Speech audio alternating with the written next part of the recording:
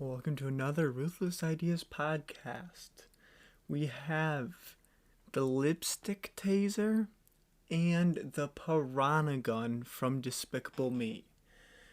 I am fairly excited about these ideas. Since I started off the month, the first 2 weeks were semi-serious, semi-beneficial ideas. This I was able to expand to a more kind of fun view. The lipstick taser definitely can help. Piranha gun depends on how you look at it. But we'll start with the lipstick taser. So first off, I literally just took a lipstick, took out how you would spin it, and just left the top part of the lipstick, and then added some taser nodes at the bottom, added a little where you can put a CO2 cartridge, and you would just figure out a way to shoot it where it doesn't go off in your pocket, but it's still super easy and you don't really notice that someone's about to shoot you or tase you.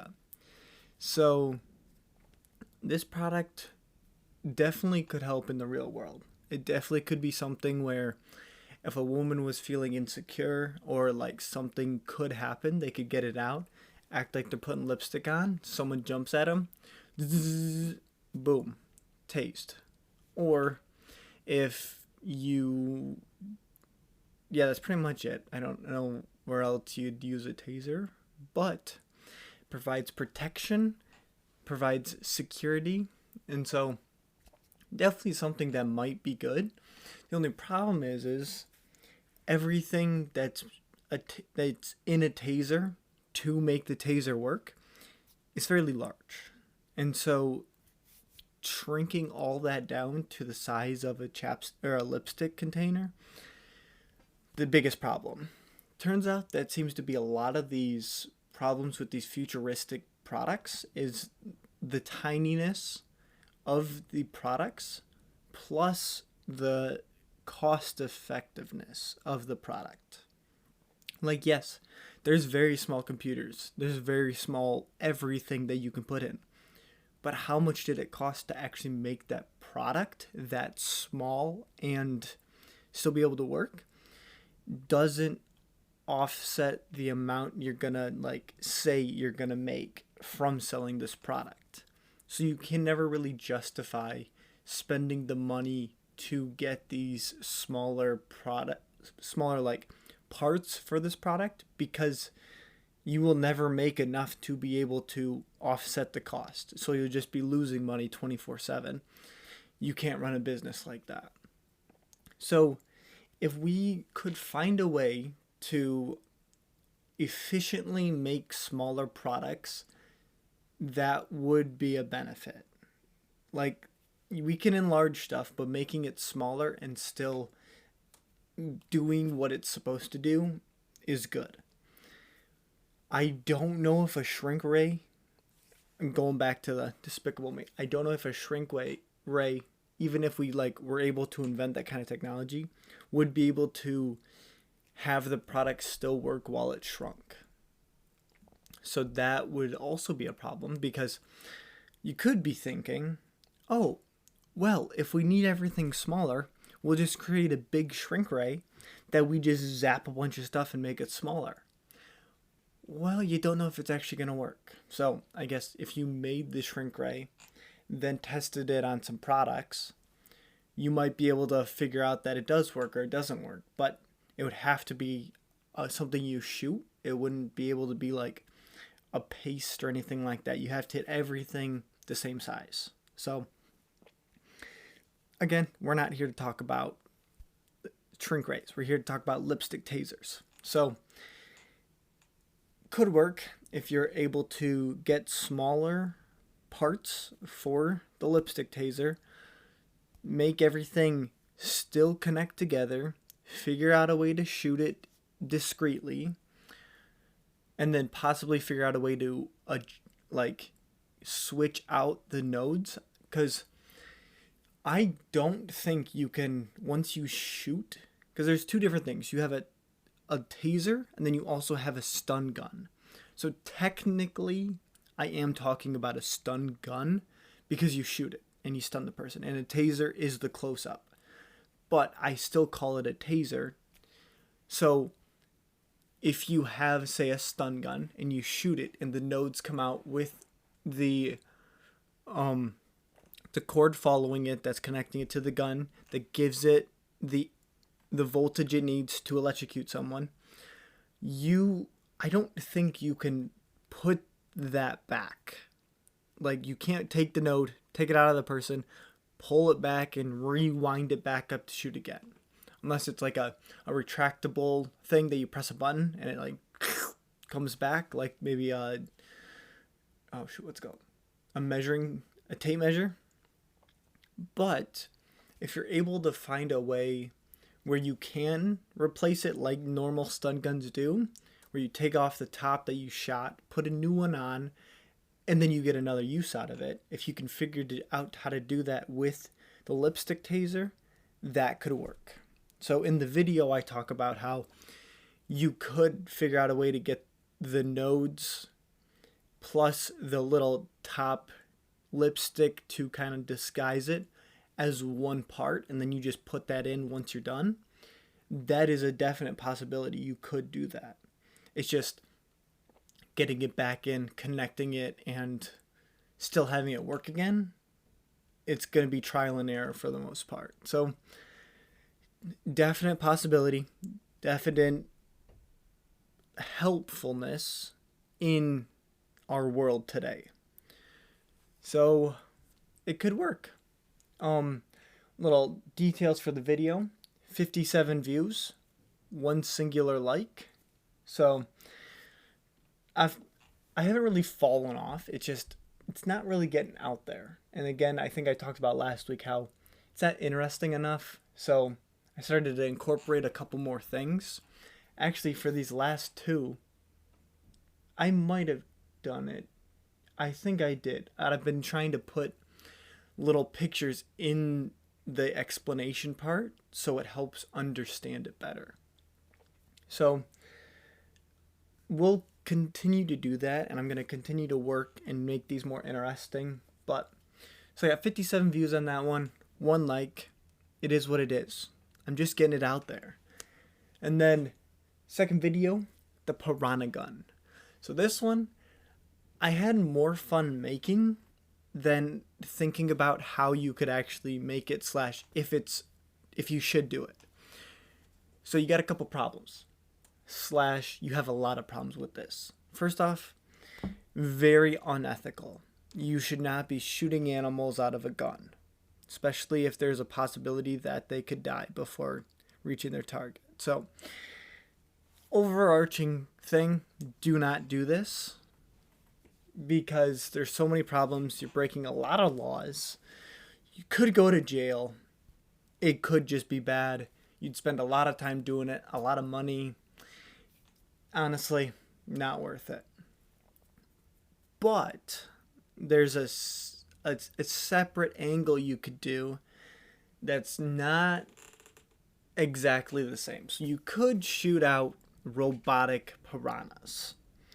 Again, I don't know why you'd want to shoot it out of this gun specifically, because you'd might as well just throw it in a water or something. But you could make robotic piranhas, shoot them out of this gun.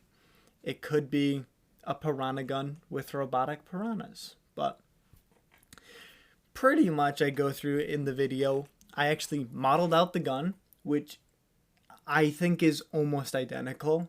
It looks so cool.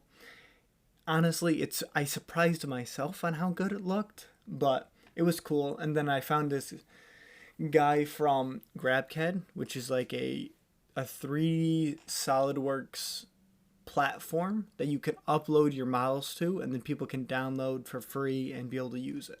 So someone made a piranha, and so I was able to download that and use that in the gun, so I didn't have to model out a piranha, because it would have looked nothing like this piranha, and it would have just been very embarrassing. So luckily I found this guy. Luckily he did an amazing job. So go check out the video because I have no idea how to pronounce this guy's name, and I'm not even going to try. Just go check it out. I'll actually put the link in the description of this podcast just because I want to give him as much credit because he did a great job. So this video didn't do as well. 10 views, 1 like. So it's okay though because I'm building up a portfolio. So that's all that matters is the portfolio. So yeah, that's pretty much all about the videos for this week. I think it was fun, something way different, and I'm super excited for next week because I got 2 more pretty fun ideas that I think y'all shall like. So thank you very much for that, and now we're going to talk about some cool things.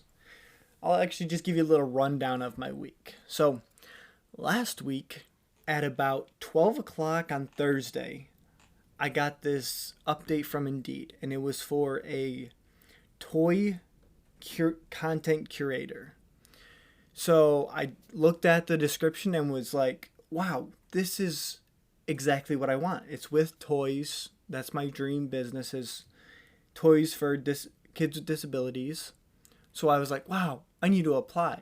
And so then I looked at it and I was like, oh crap, my website and resume aren't updated. So I spent 3 hours until 3 a.m. in the morning updating all that stuff to make sure that it's good so that I'd hopefully get this job. So then I applied for it. Then that day, they sent me back a spot for an interview, like a time thing for an interview, and then took the listing off of Indeed. And so I was like, holy cow, am I just that crazy good that they just stopped with all needing more people? Little foreshadowing, I was not. So I scheduled an interview for this Monday of this week, and did the interview. I thought it went great, and then they asked me 3 questions, which were they were about 3D printing and how I would make this product better / how I would actually 3D print it and what I'd need to look out for. I nailed it. So I thought. They were talking about how some answers they didn't think I would even say, and that how they would do it. And then I end the interview. They're like, we'll get back to you on Friday. Then I get an email today. They didn't go with me. And I was like, all right. I thought it was good. And then I asked a little more about it. And then they said I wasn't exactly what they were looking for. They wanted someone with more art and some other things. And I was like, art? I 3D print. That's exactly what you need. So it's all right. It wasn't meant to be. It was just super sad. So don't get your hopes up because then they'll be crushed. Just kidding. But it was awesome. And then I actually met with another guy on Tuesday, not for an interview, just someone that a buddy introduced me to. And then we had this amazing conversation, and he was so open about how he wanted to help me and stuff. And I loved the dude. It was sweet. And then he's starting his own business, and I was in shock. I was like, wow, this is so cool. And so I had a pretty great week. And then, so I've gotten on this kick of electromagnets and magnets. And so I ordered a bunch of books so that I can learn everything about electromagnetism, magnets, how the electric field works, and then some of the calculations I need for physics and making sure everything works. So hopefully soon, I'll be able to put out some sweet videos and podcasts and kind of maybe some examples of how to use electromagnetism. Actually have a couple ideas for new magnetically charged generators. Don't know if that will work, but I ordered some magnets. I got a 3D printer. I'm going to see if I can actually make it work. So possibly a lot coming. Please let me know if you know anything about electromagnets, or honestly, if you could recommend some podcasts / YouTube videos. I would love to learn more. So yeah, it's gonna be awesome. I had a great week, and I'm excited for everything to come. And you know what? We're here. We're doing it. This is our 12th podcast. I mean, it's crazy, and it's only 3 months into the year. So lots more to come. Please stay tuned. Please reach out if any ideas, questions. I mean, I'm ready for anything. Also, I would love a comment.